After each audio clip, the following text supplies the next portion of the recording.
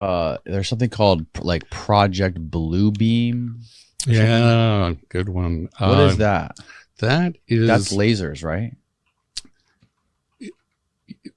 yeah, I can actually talk about that one, but that is uh it's really bad, but you know the people that see orbs in the sky, Yeah. go around that fly faster than UFOs? UFOs. Yeah, there's Navy pilots. There's multiple Navy pilots who talk I've about seen them. they got their so they were flying F-18s. These Oh, Navy pilots, and one of them's coming in here in 2 weeks. He's oh, Ryan Graves. okay. He's a Navy pilot flying off the coast of North Carolina, and they got their radar upgraded on their F-18s, and all of a sudden they were seeing these things darting around on their radar. Okay. Don't tell him what I'm about to say and see if he knows about it. Okay. So what we do is we play with our own forces to make sure our trickery will work on the enemy. And those are directed energy weapons of where we do intersecting beams or focus beams into the atmosphere. And notice they're always in the atmosphere to excite the electron orbitals of the oxygen and nitrogen in our atmosphere, and it causes a glow and it causes ionization. That ionization shows up on radar, and it's like a cat laser pointer, and we're making planes chase them. That's exactly how they describe these things moving, like laser pointers. Yeah, and so we can do it in 3 space. We can make it look like in 3-dimensional space. Yeah, and we can make it look like an entire fleet is about to drop bombs on, let's say, Europe, and then just have them disappear. And they get all their planes up in the air, and we attack them from the other direction, assuming we're attacking Europe. Who is doing this? The Navy, you said? Somebody. Let's just say a group. A group, you know. And you know this for a fact. I know for a fact, yeah. So anyway, don't tell your guests. A group within the U.S. government. Yeah, okay, we'll leave it at that. Yes. And is this something that could be seen with the naked eye, or yes, was this something because that was only... it glows. It glows, so it would be seeable. You can see it by the naked eye, and it would leave a radar trace. So it's perfect as a deception, and it involves the voice of God weapons that I was talking about. Project Bluebeam does. And this got leaked, so it probably won't have the effect, and they probably won't do it. But if you wanted to bring the world together, as President Reagan said in several UN speeches, you would have a common enemy like evil aliens attacking. We forget our differences and we fight against it. So we wouldn't look at each other as Chinese or Russian or American. We'd look at each other as Earthlings. It's humans. Yeah, as Earthlings. And so that was Project Bluebeam, was to trick the human race into believing either God is coming down, everybody hears the voice of God, the microwave hearing effect, get along, give, whatever the new message is, or it was going to be the evil aliens attacking. And notice how they, all of a sudden, all the governments release all their information on UFOs, and there's a whole division dedicated, and that's just deception. It's just, you think it's all deception? I think it's all deception. Really? Yeah. But, that's my opinion. I've looked at all the videotapes and that people have given me, and I can explain away each one of them. So apparently, but there's apparently lots of footage and videos and photos that have not been released to the public. Yeah, I haven't seen those, so I can't get. And if you think this is all some sort of psyop, what do you think the ultimate purpose of it is? Distraction against a lot of this human experimentation we're doing. We've been working on the same weapons, directed energy weapons, often referred to as mind control weapons. Chinese are working on them. The Russians and U.S. have had them for a long time. But dial-in lethality is what's happening oftentimes for those that show mild traumatic brain injury. It can be done through cavitation effects using sound waves, highly unlikely in the Cuban embassy attacks. And it can be done through microwave directed energy if it's amplified. And in fact, there's something called the Frey effect, The Army had it on their website called V2K, and that's how a lot of people refer to it, that can pipe voices into someone's head. You can't plug your ears. It actually vibrates the brain, which is like many concussions, through the small pulses that expand the tissue and then contracts it, then goes to the inner ear where they can hear it.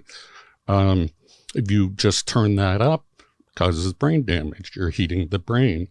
So there are a lot of ways, and a weapon, for example, that I think is reclassified now, but it was done at the University of Nevada as a non-lethal weapon that resonates the dopamine cells of your brain, producing cells of your brain, and it floods it. Now, it worked. The Air Force reclassified it. Flood your brain with dopamine? Yeah, dopamine dump. And that incapacitates the adversary in a non-lethal way. Not totally non-lethal, though. If you have too much neurotransmitter in your brain, it's a neurotoxin. It'll also cause brain damage. So brain damage can occur through these weapons that are non-lethal in many different ways. Do you have any way of describing, or is there any evidence anywhere that could explain something that's happening, like to describe what Len is describing is happening to him? Is there any sort of weapon that you're aware of that can do that? Sure. It's very complex. But if you cognitively model someone, you have a brain print, like a fingerprint. And if you use autocorrelation techniques, and there's a way, and we'll just kind of wave our hand, functional MRI that you can do at a distance over the earth, you have every human being's brain pattern. You can control 8 billion brains on the planet, potentially, read them. Pre-crime. I mean, you can imagine during warfare, it'd be useful for a number of objectives. So in that situation, you'd want it continuous, and you'd beam the entire earth over it. You're like a cell phone. Your brain is a circuit. So if you're dialed in, once you have a cognitive model, you would never be able to escape it under the magnetosphere or ionosphere. It's worldwide. And you can ask, a number of people in every country, is it happening in your country? And they're just like the exact same symptomology. Other than the symptomology and the vast amount of people in government and so forth that experience these same symptoms, what other evidence do we have of technology like this? Well, I sent you some articles and papers. There are just many books. You can go on Google.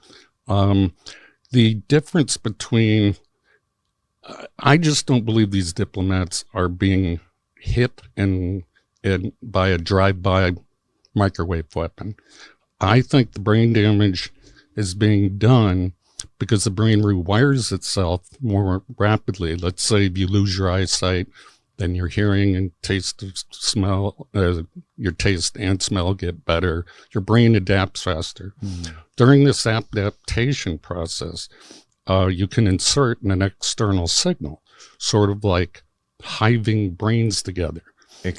Insert an external signal. Yes, an electromagnetic signal. And how would you do that, you might ask? And the details get very complex.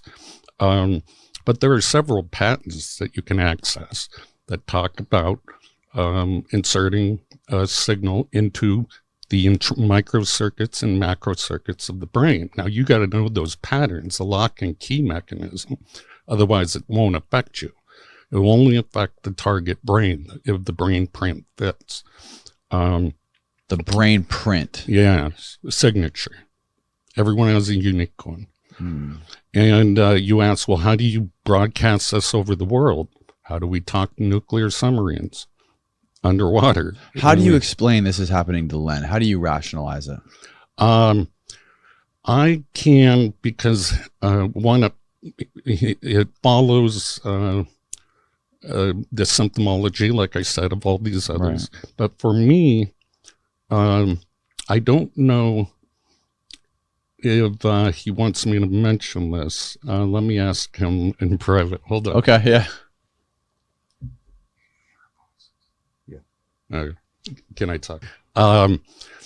Here's how I do my studies, and I wanted to find the commonalities, but I have to throw away the ones I'm uncertain about that are true targets.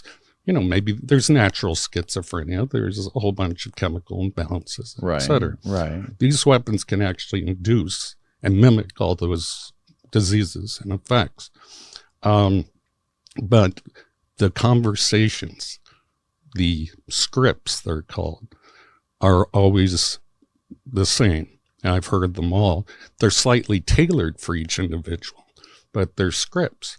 And they're meant to confuse the very derogatory. That's just typical breakdown. If you've ever been to boot camp, you're a worm until you're part of the team. And why would you want to break down the ego of that person? To rebuild it. So this gets into creating Manchurian candidates, split personality spies, and information couriers, people that will carry messages to other places without being aware that they're actually doing it.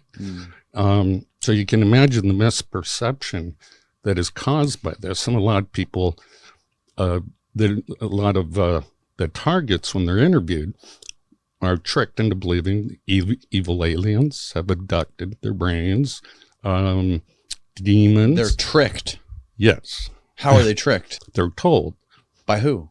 By the voices, the V2K. So they'll say, we're the Russian government, we're the Chinese government, we're evil aliens, we're Satan's, satanic ritual abuse. And I've heard all the stories. One guy believed it was some 14-year-old kid with an Xbox that lived next door. The trickery really is that great when you're under hypnosis that people will believe something other than a massive government could do this. And so anyway, my interview with Len, he very well described a typical breakdown script that's used on almost all the TI victims. TI stands for targeted individuals. Some of them are pretty crazy. They have names like Alice in Wonderland, Wizard of Oz, and those are the confusion tactics. And when they're breaking down the ego of the human through all the pains and tortures and the verbal breakdown, these are typical CIA torture scripts. I mean, Kubark manual. And they do good cop, bad cop interrogation called Jeff and Mutt. And they go right through the list, right? Just textbook.